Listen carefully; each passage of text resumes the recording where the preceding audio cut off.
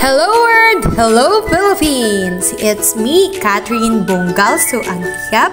So ngayong araw nga, sisimulan na natin ang ating waste segregation. Pero bago dyan, ipapasilip ko muna sa inyo ang ating mga gagamitin. So meron tayong sako at kawayan. So ayan, para sa aking week 1, nagsimula na nga ako sa paggawa ng aking kawayan. So yung kawayan na yan guys, yan yung gagamitin natin sa bibig ng ating sako. Kaya kailangan siyang lagyan ng tulis sa magkabilang dulo.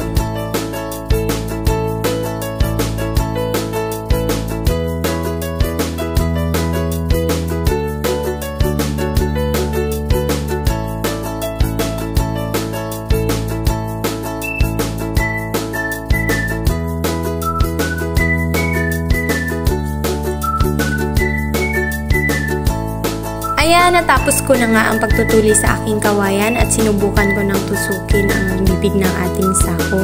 At makikita nyo na sobrang dali lang talaga siyang gawin. At as you can see, pwede na siyang gawing basurahan. So ayan guys, dahil tapos na natin ang unang step, so ngayon darako na tayo sa ating pangalawa. At sobrang hirap nga nito kaya dahan-dahan ng aking pagpukpuk. So susubukan na nga natin. Ayan, makikita nyo naman at sumaksak! Ayan, natapos na nga natin ating pagpukpok, kaya sinimulan ko na rin yung dalawang sako kong naiiwan. So, sako nga pala yung ginamit ko guys, kasi dito sa barangay namin, required talaga na sako yung lalagyan ng aming basura kasi nga kinukulik ito siya sa amin. Ang ating kwarto sa pagpupukpok, ayan, ikabit na nga natin ang ating tatlong sako. Perfect! Ayan na guys, pwede na siyang magawing basurahan at hindi pa maabot ng ating mga aso.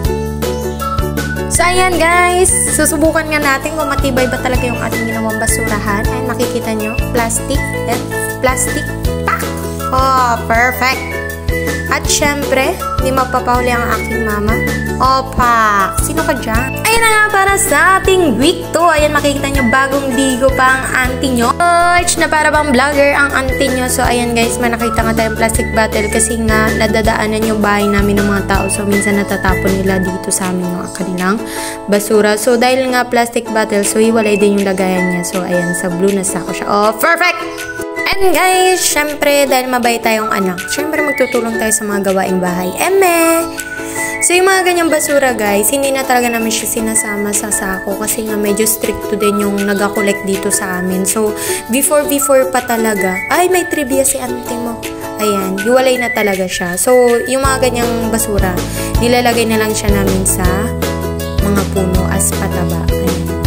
As you can see, opa. O, dyan na siya. Wow! Nasa week 3 na tayo mga ate ko. Ayan, red na red ang outfit. Ayan, syempre, tinatapon ko rin ng basura. Ayan, tinuruan ko sila guys, ang mga kapatid ko na magtapon ng basura sa tamang lalagyan. Ayan, pak. O, okay daw. Ayan, syempre nagpulot na rin ako ng basura dahil kung saan lang ako nakakarating kapag walang pasok. At ayan nga, pinakita ko pa guys. Opak, ihulog na ni auntie mo. Opak! Okay! And guys, super eksena ng babaeng ito na parang week 1 kasama siya sa aking video. Ayan, tinuruan ko rin syempre magtapon ng basura. Kasi nga siya talaga yung nagkakalat dito sa bahay. Kahit hirap na lang rin talaga ang position ko talaga. Kaya hawak ko pa ang cellphone. Yan, okay sign. Puro na lang okay. So, ayan guys, nasa week 4 na tayo!